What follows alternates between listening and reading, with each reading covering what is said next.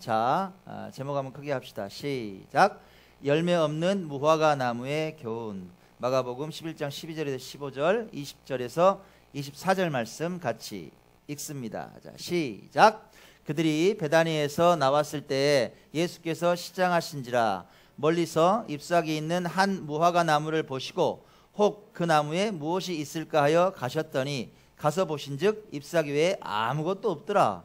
예수께서 나무에게 말씀하여 이르시되 이제부터 영원토록 사람이 내게서 열매를 따먹지 못하리라 하시니 제자들이 이를 듣더라. 그리고 그 다음날이 됐어요. 그 다음날 얘기입니다. 시작. 아침에 지나갈 때에 무화과 나무가 뿌리째 마른 것을 보고 베드로가 생각이 나서 여짜오되 랍비여 보소서 저주하신 무화과 나무가 말랐나이다. 예수께서 그들에게 대답하여 이르시되 하나님을 믿으라. 내가 진실로 너희에게 이르노니 누구든지 이 산더러 들리어 바다에 던져지라 하며 그 말하는 것이 이루어질 줄 믿고 마음에 의심하지 아니하면 그대로 되리라. 그러므로 내가 너희에게 말하노니 무엇이든지 기도하고 구하는 것은 받은 줄로 믿으라. 그리하면 너희에게 그대로 되리라. 아멘. 여러분 GM 아시죠? GM 제네럴 모터스 글로벌 기업입니다. 이 회사가 2009년에 최대 위기를 맞은 적이 있습니다. 그룹의 경영이 더 이상 힘들어진 거예요. 완전히 벼랑 끝에 섰습니다. 결국 어떻게 됐느냐? 파산 보호 신청을 합니다. 막다른 골목까지 간 거예요. 그리고 500억 달러의 구제 금융을 요청하기에 이릅니다. 생사의 기로에 선 거예요. 망하느냐 아니면 계속 가느냐. 자, 이 상태에서 기업이 선택할 수 있는 당연한 어떤 카드는 뭔가요? 기업 구조 조정입니다. 그렇잖아요. 기업 구조 조정을 GM도 실시했어요. 자, 어떻게 기업 구조 조정을 GM이 실시했느냐? 이런 정책을 시도했습니다.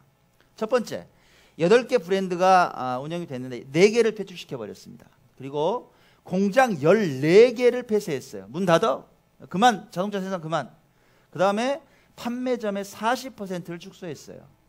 거기다가 노사 합의를 통해서 2만 명의 인원을 감축합니다.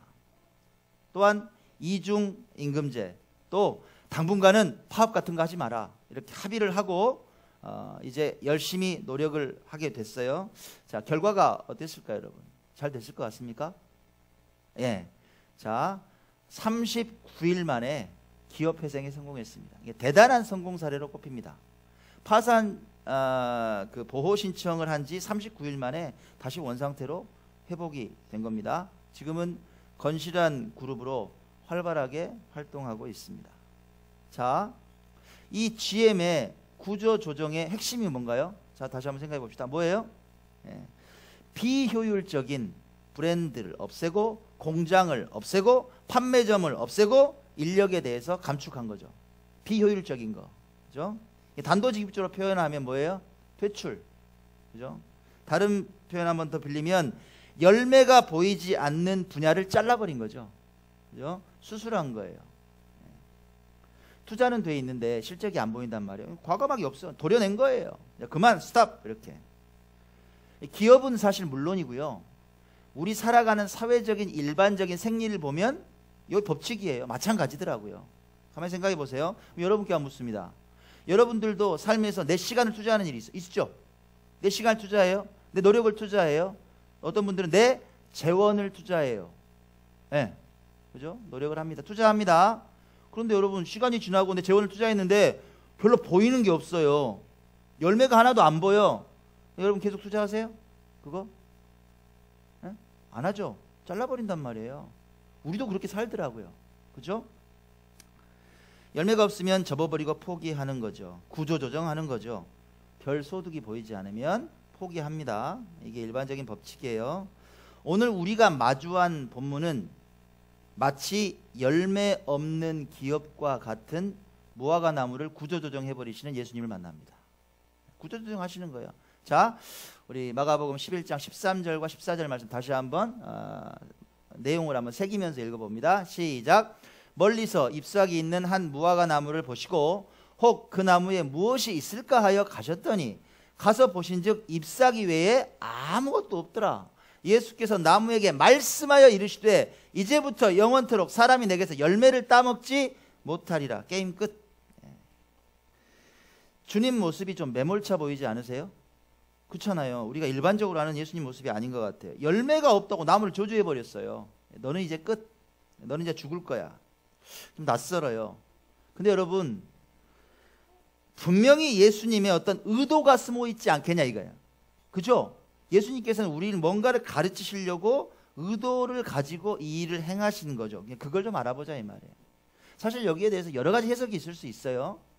하지만 오늘 이 시대에 우리에게 주시는 몇 가지 교훈을 한번 봅시다. 저는 묵상하다가 두 가지 신앙의 모습이 극명하게 대비되는 것, 그것을 봤습니다. 자, 첫 번째, 예수님께서는 우리에게 뭘 말씀하실까요? 열매 없는 신앙을 주의하라는 겁니다. 자, 오늘 이 무화과나무 이야기를 잘 이해하려면 하나님께서 우리에게 성경에서 하나님께서 메시지를 전달하는 방법이 있어요.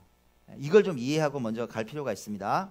자, 하나님께서는 여러 가지 상징적인 일들을 통해서 우리를 경고하시기도 하고 미래를 알려주시기도 하고 우리에게 메시지를 전달하신다.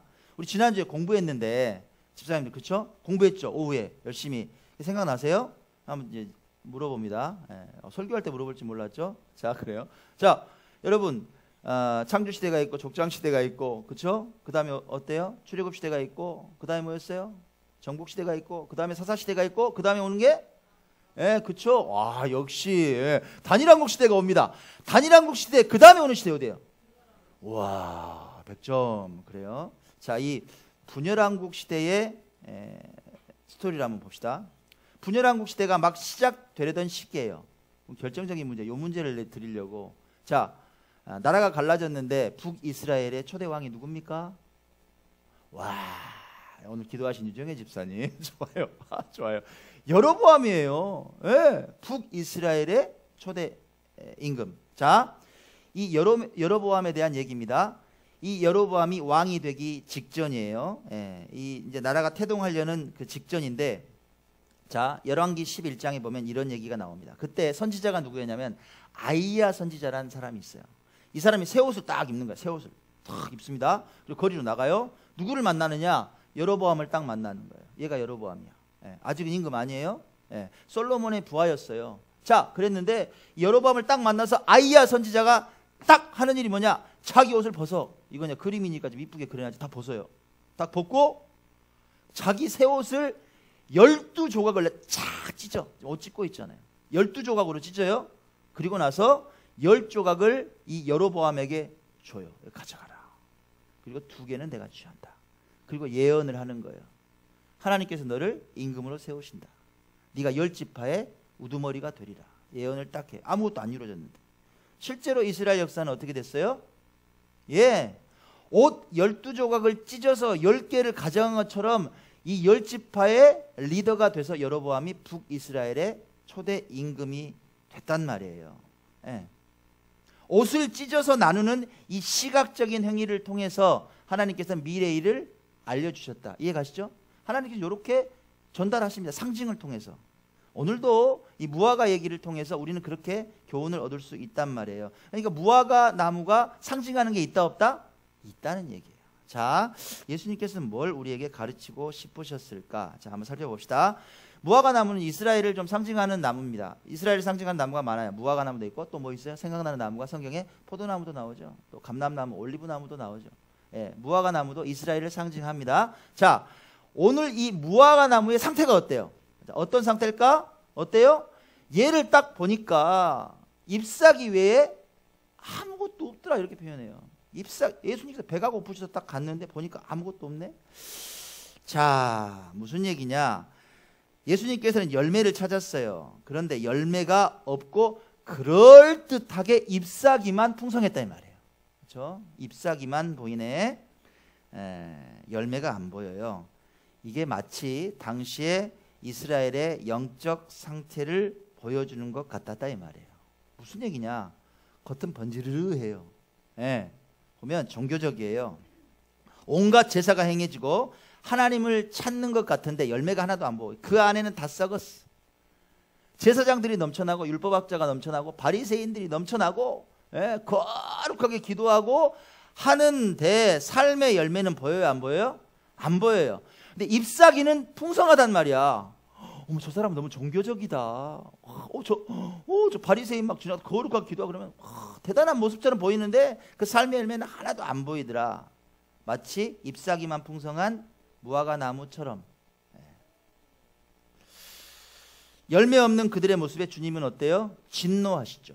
진노하십니다. 자, 이 시대에 우리에겐 어떤 교훈을 주실까요? 자, 이 시대에 동일하다는 겁니다. 동일하다는 거예요. 자, 잎사귀 같은 타이틀로는 신앙을 판단할 수가 없다 이 말이에요. 어떤 타이틀이 있어요? 우리에겐? 우리 사랑하는 성도님들에게는 타이틀 있습니까? 없습니까? 있어요? 있죠? 저에게 무슨 타이틀이 있어요? 목사잖아요. 목회자잖아요. 타이틀이에요. 잎사귀예요 이게. 에? 자, 여러분에게 어떤 타이틀이 있어요? 집사라는 타이틀이 있잖아요. 아직 직분 못 받으신 분들 어때요? 우린 크리스찬이라는 타이틀이 있단 말이에요. 그 타이틀로는 신앙을 판단할 수가 있다 없다? 없더라. 뭐냐? 삶에서 크리스천이라면 응당 맺어야 될 열매가 있어야 되는데 그 열매가 안 보이는 목사, 집사, 크리스천은 믿음 헛거다 이 말이에요. 네. 오늘 아침에 혹시 묵상하셨어요? 디모데후서 말씀 묵상하는데 사도 바울이 디모데에게 뭐라고 말하느냐? 경건의 모습은 있으나 경건의 능력을 부인하는 자들에게서 네가 돌아서라. 그렇죠? 경건하게 보이는데 삶의 열매는 경건의 능력은 하나도 없는 사람들이 있다는 거예요. 마치 그런 거예요. 무화과나무, 잎사귀만 풍성한 무화과나무 같은 그런 크리스찬 목사, 집사들이 있더라. 증거를 하나 대드릴게요. 요즘 어때요? 새누리당 난리죠. 새누리당. 비대위원장으로 이 임명진 목사님이 임명이 됐습니다. 자, 이분이 누구냐? 이분은 해방신학을 하신 분이에요. 해방신학이 뭐냐면 민중신학이에요. 투쟁, 그죠? 공장에 가서 막 데모하고. 물론 그게 나쁘다는 얘기는 아닙니다. 주로 이제 운동권에서 활동하시는 목사님, 주로 보면 기독교 장로회 쪽이 좀 셉니다. 감리회나. 그쪽에서 활동하신 분이에요. 한신대학교 나오고. 투옥이 4번이나 됐어요. 지금까지. 진역을 4번이나 갔다 왔다고. 그리고 끊임없이 정치권에서 활동하신 분이에요. 자, 이분이 새누리당 가서 비대위원장 된 것까지는 좋아. 그럴 수도 있다고 쳐요. 근데 친박 나가라고 말을 하시는데 왜 이렇게 말씀하셨는지 모르겠어요. 이렇게 말했어요. 이 당이 정치 아닌 곳인 줄 알고 왔더니 실제로는 서청원 집사가 있는 교회였다. 새누리당이. 뭐하러 그렇게 말하는지 모르겠어요. 그러니까 서청원 집사님이 가만히 계시느냐? 가만히 안 계세요. 이분도 뭐라고 세대. 우리 서 집사님 세요. 뭐라고 말해요? 임 목사는 악성 종양의 성직자다. 너 암이다. 나가 네가. 나는 못 나가니까. 너는 암이야. 너는 거짓말쟁이 성직자. 이렇게 말해요. 진짜 은혜로운 모습이죠. 이 싸우는 모습을 보고 있자니까 그 잎사귀 같은 타이틀이 너무 부끄러운 거예요. 한 분은 목사고 한 분은 집사인데 정치적인 힘을 내가 더 갖겠다 싸우면서 온 국민이 요거 더 먹게 만들었어요. 교회가. 저것들 보라고 하는 짓거리 보라고. 이제 이렇게 소리하는 거예요. 안 믿는 사람들이. 이 사태를 보고요. 연세의료원의 교목실장인 정종훈 목사님이 계십니다. 이분이 국민일보에 칼럼을 쓰셨어요. 야, 내가 그 칼럼을 읽는데 내가 정말 세상에 그 문장 하나가 제 가슴을 치는 거예요. 이런 문장이었습니다. 자, 한번 같이 읽습니다. 시작. 하나님의 종으로서 하나님의 뜻을 정치를 통해 실현하는 게 아니라 거꾸로 하나님을 자신의 종으로 삼아 자신의 정치적 욕망을 채우고 있는 건 아닌지 모르겠다. 이렇게 딱 말씀하셨다. 맞죠? 내가 하나님의 종이 아니라 하나님을 자신의 종으로 삼아서 내 정치적인 욕망을 이룬다 이 말이에요. 근데요, 그 칼럼을 그 순간 딱 읽는데 하나님께서 저한테 무슨 말씀하냐면 그거 있잖아. 서집사 얘기가 아니라 네 얘기야. 이런. 오늘날 우리에게 주시는 말씀일 수도 있다는 깨달음이 딱 오는 거예요. 무슨 얘기냐? 저뿐만이 아니라 여러분에게도 주시는 말씀일 수도 있다 이 말이에요. 자, 보세요. 우리 바꿔봅시다. 하나님의 종으로서 하나님의 뜻을 우리 삶을 통해 실현하는 게 아니라 거꾸로 하나님을 자신의 종으로 삼아서 내 세상적인 욕망을 채우고 있는 건 아닌지 모르겠다 이 생각이 딱 드네. 나도 돌아봤어요. 혹시 하나님 이용하는 거 아니야? 너? 문목사 너. 여러분 어떠세요?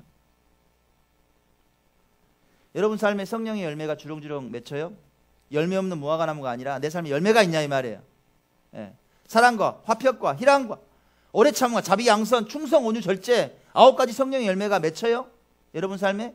사람들이 여러분들을 보면 마음이 편안해지고 화평해지고 저 사람은 진짜 크리스찬 맞아. 믿으려면 저렇게 믿어야 돼. 그런 얘기를 들어요? 아니면 내가 하나님을 종으로 삼아서 어떻게 보면 하나님 있잖아요. 나 이거 필요한데 말이에요. 아시죠? 좀 들어줘요. 혹시 이럴 것만 있는 거 아니에요? 이 말이에요.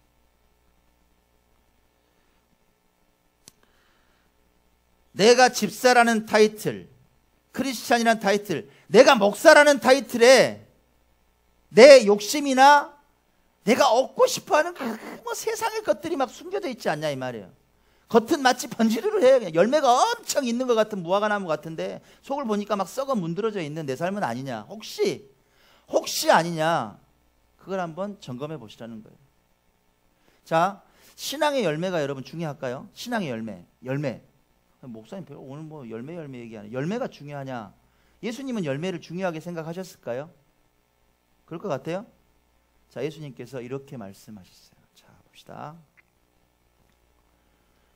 자, 읽습니다. 시작.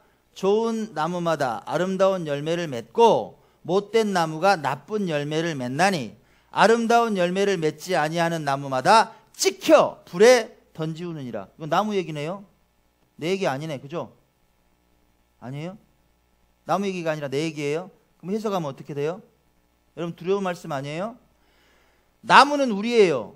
인생에 좋은 열매를 맺는 나무도 있어요. 근데 열매를 봤더니 나쁜 열매만 맺는 나무가 있어요. 어떻게 하느냐? 하나님께서 아름다운 열매를 맺지 않는 나무마다 찍어버린다는 거야. 불에 던져버린다는 거예요. 그 불이 어디예요? 여러분 상상에 맡겨요. 그 불이 어디냐고. 두려운 말씀 아니에요? 우리가 심판자이신 예수님 앞에 설 날이 반드시 온다는 거예요. 반드시 와요. 여러분 이거 잊지 말아요. 언제일지 몰라요. 오늘이 될지 내일이 볼지. 저는 오늘도 기도 뭐라고 했는지 알아요? 주님 다음 주는 없어요. 이번 주가 마지막이에요. 저 모르잖아요. 여러분 마지막까지 설교하게 해달라고 그렇게 기도했어요. 또 똑같이 매주 그렇게 기도해요. 내일은 여러분 거 아니라고. 우리가 하나님 앞에 설 날이 분명히 온단 말이에요. 여러분 세상의 열매가 밝히 드러난 날이 온다. 분명히. 근데 여러분 기억할 게 있어요. 그 열매는 어디에 있어요? 오늘에 있다. 오늘에 있어. 내가 어떻게 살아가는가가 그 열매다. 예. 여러분 어떤 열매를 예수님께 보여드리겠습니까? 어떤 열매예요? 여러분 점검하시기 바랍니다. 혹시 내가 입만 그냥 무성한 그런 무화과 나무인가? 아니면 하나님께서 아름다운 열매를 맺게 하신다 그랬는데 그 아름다운 열매가 내 삶에 가득한가? 한번 점검하시기 바랍니다. 두 번째, 예수님께서는 이 무화과 나무 비유를 통해서 뭐라고 말씀하실까? 자, 우리에게 그래서 믿음의 삶이 중요하다고 가르쳐 주신단 말이에요. 자, 그 다음날 얘기해요. 예수님께서 말씀만 하셨죠. 말씀만. 너는 이제부터 영원히 열매를 맺지 못할 거야 하고 무화과 나무에게 저주하셨어요. 그 다음날이 됐단 말이에요. 자, 다음날 일입니다. 같이 읽습니다. 시작. 아침에 지나갈 때 무화과 나무가 뿌리채 마른 것을 보고 베드로가 생각이 나서 여짜오되 랍비여 보소서 저주하신 무화과 나무가 말랐나이다. 이걸 아주 정말 드라이하게 읽었어요. 방금 우리가 아무 감정 없이. 베드로가 성격이 급해요 안 급해요? 급해요. 나 베드로가 한번 대볼게요. 예수님 어저께 말씀하신 나무 죽었어 죽어 막 이랬을 것 같아. 죽었어요. 뿌리채 말랐네. 우와 막 이랬을 것 같아. 얼마나 놀랬으면. 안 그래요? 아니 세상에 주님은 뭐 도끼로 나무를 찍어버린 것도 아니고 요즘 무슨 제초제 뿌려버린 것도 아니고 말씀만 하셨는데 다음날 되니까 나무가 조그만 나무였겠어요 여러분. 그죠? 울창한 나무가 지금 뿌리채 말라서 이제 쉽게 말해서 완전히 죽은 상태가 돼 있단 말이에요. 그걸 베드로가 보니까 얼마나 놀래요. 예. 우리가 여기서 한 가지 읽을 수 있는 교훈 뭐예요? 말씀에 권세가 있다는 거예요. 주님 말씀에. 우리 삶에 그대로 응용하면 뭐예요? 여러분 삶에 여러분이 어떤 상황에 있다는 건 중요하지 않다고. 예수님께서 축복해 주시면 바뀌는 거예요. 그 은혜의 말씀이 떨어지면 내 삶을 뒤집어 놓는. 근데 우리가 세상 죄 가운데 끝까지 가다가 너 안 되겠다고 딱 치시면 말씀 한마디 떨어지면 그걸로 끝이야. 저는 당해봐서 알아요. 예, 우리의 능력 갖고 살아요? 안 돼요 그거.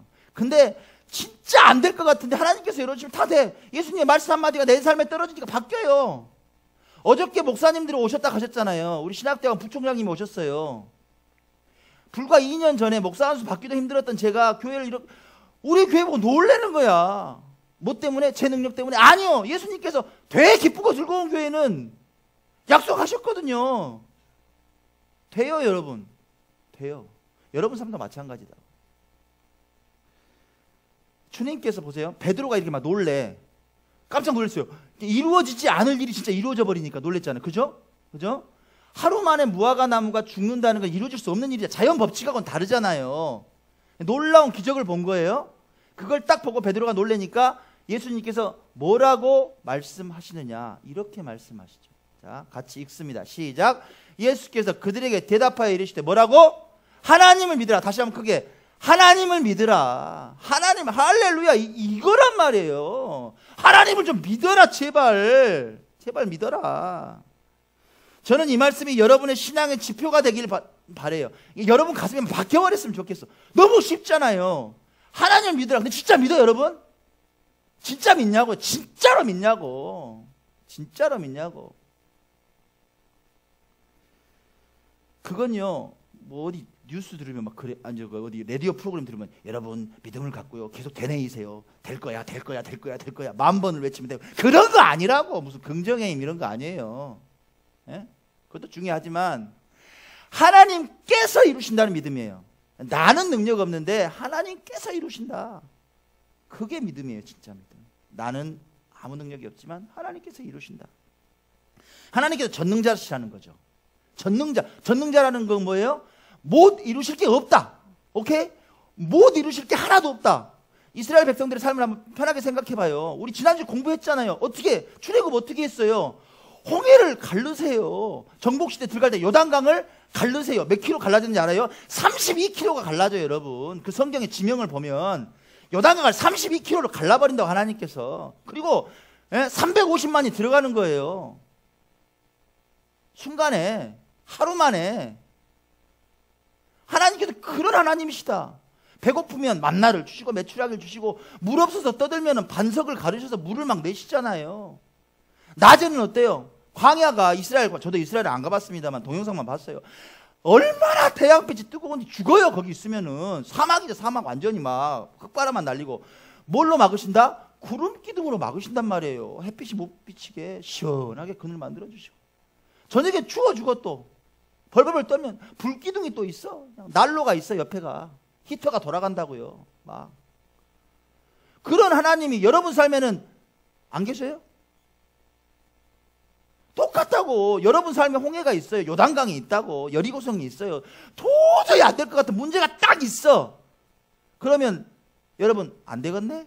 이렇게 돌아가실래요? 네? 그때 고백하는 게 중요하다고요. 홍해를 가르시고 요단을 가르시고 여기가 무너지고 하나님이 하시면 다 돼요. 내가 믿어요 하고 피눈물이 나더라도 고백하는 거예요.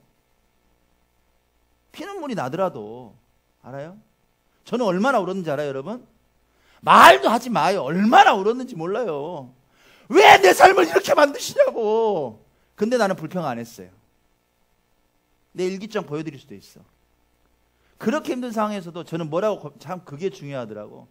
하나님 내 삶에 기적을 만드실 걸 내가 믿어요. 이랬어요. 하나님 오늘의 아픔이 내가 간증하는 재료가 될 거예요. 나 그거 믿어요 하나님. 그렇게 만들어 주시더라고. 내 고백대로, 믿음대로. 나는 능력 없는데 하나님께서 하신다는 걸 믿으니까.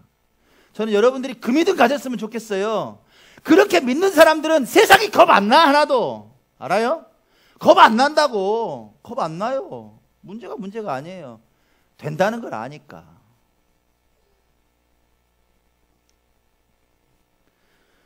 믿음을 예수님께서 요구하시는데 우리에게 뭐라고 말씀하시죠? 자, 이 말씀에 이어서 예수님께서 우리에게 주시는 말씀이 있어요. 하나님을 믿는데 어떻게 믿을 수 있느냐? 니들이 이거 해야 돼. 이렇게 말씀하십니다. 자, 같이 읽습니다. 시작. 예수께서 그들에게 대답하여 이르시되 하나님을 믿으라. 내가 진실로 너희에게 이르노니 누구든지 이 산더러 들려 바다에 던져지라 하며 그 말하는 것이 이루어질 줄 믿고 마음에 의심하지 아니하면 그대로 되리라. 그러므로 내가 너희에게 말하노니 무엇이든지 기도하고 구하는 것은 받은 줄로 믿으라. 그리하면 너희에게 그대로 되리라. 의심 안 하고 기도하는 게 중요하단 말이에요. 근데 우리는 뭐예요? 한 사흘 기도해보고 안 되네? 하나님 뭐를 줘요? 뭐를 줘? 한 사흘, 한 일주일 기도해보고 안 되네? 변화가 없네? 사단의 집중 전략 중에 하나가 의심이에요. 가라지를 딱 던져. 안 되지. 그 봐. 여러분 왜 흔들리냐고. 여러분 흔들리지 말아요. 여러분이 정한 때에 응답이 오는 게 아니라 하나님이 정한 때에 응답이 온다고요.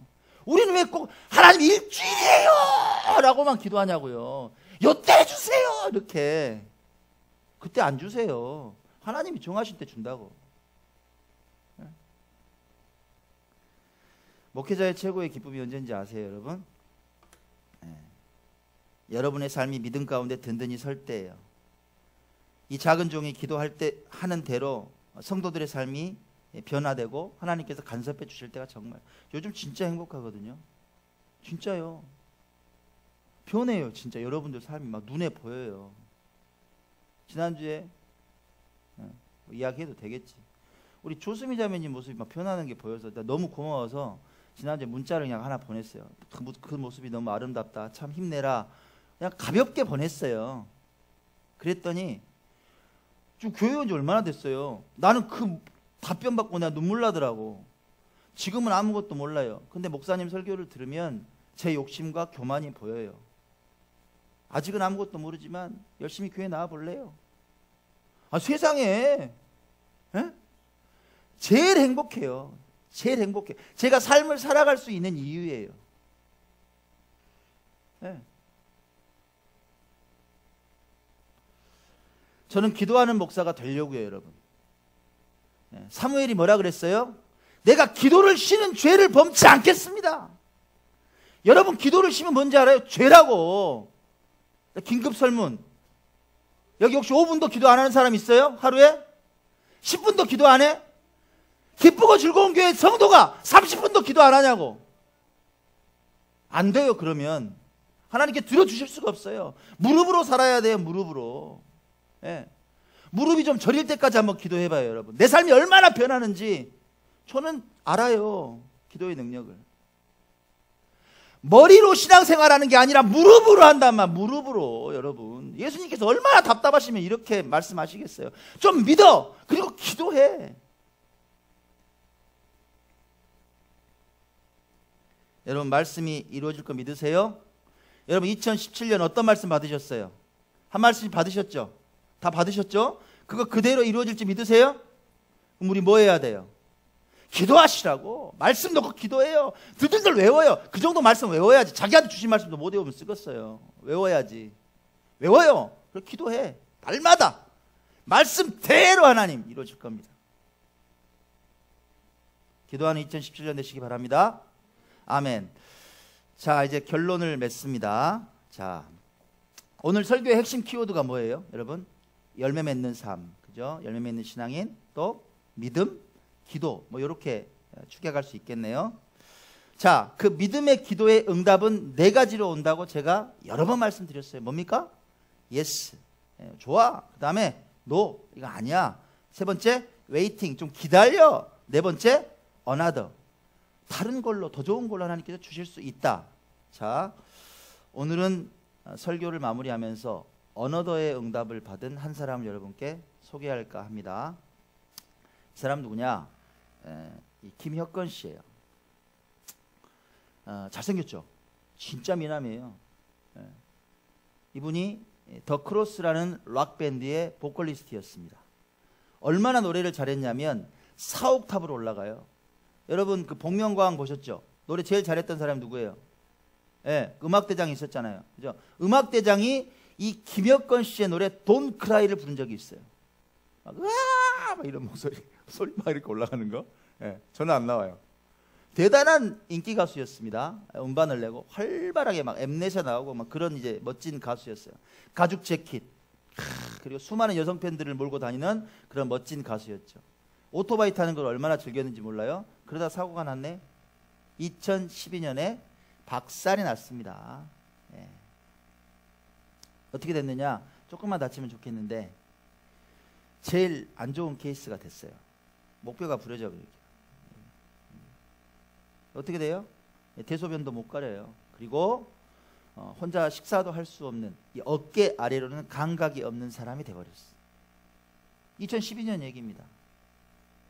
절망 가운데 빠졌어요. 인간적으로는 아무런 희망이 안 보여요. 그런데 놀라운 일은 하나님은 좀 빨리 좀 만나주시지, 꼭 아플 때 찾아오시더라고. 2015년에 온누리교회에서 세례를 받았습니다. 예수님을 뜨겁게 만났어요. 그가 그때 생각합니다. 나에게 이런 아픔이 온 건 어떤 이유가 있지 않을까? 하나님께서 내 인생에 원하시는 게 뭘까? 생각해요. 그런 기도했습니다. 하나님, 도대체 내 인생에 원하시는 게 뭐예요? 찾았어요. 너는 노래를 잘하잖아. 저는 목소리가, 여러분, 강가육생 목소리가 안 나와요. 이게 횡경방 이게 울려야 되잖아요. 이게 안 울리니까 목소리가 거의 안 나온다고요. 높은 고음이 안 나와요. 근데 꿈이 있으면 길이 열리더라고. 서울대 공학도들이 모여가지고 기계를 만들어 버렸어. 이걸 여기를 쳐주는 거. 고음이 나오네. 아버지가 뛰어다니면서 만들어 버렸어요. 음이 나오나, 높은 고음까지 하는데 노래를 할 수 있는 목소리를 기계에 의지해서 할 수가 있게 된 거예요. 할렐루야. 노래하기 시작했어요. 막 수많은 집회에 다니면서 이제 간증하기 시작했어요. 이 김혁건 씨가 지지난주죠. 1월 7일 토요일 KBS 불후의 명곡에서 박기영 씨하고 노래를 불러서 우승을 했어요. 와, 멋있더라고. 예. 무슨 노래냐?